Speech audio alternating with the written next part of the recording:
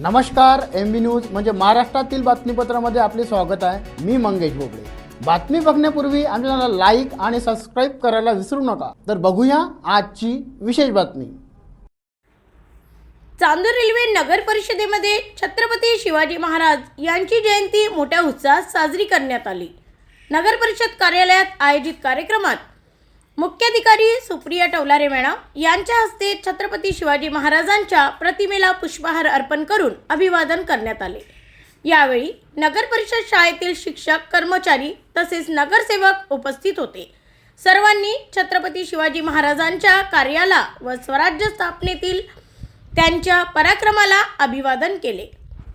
कार्यक्रमादरम्यान शिवाजी महाराजांच्या जीवन कार्यावर भाष्य करण्यात आले। तसेच उपस्थितांनी त्यांच्या विचारांचे अनुसरण करण्याचा संकल्प केला।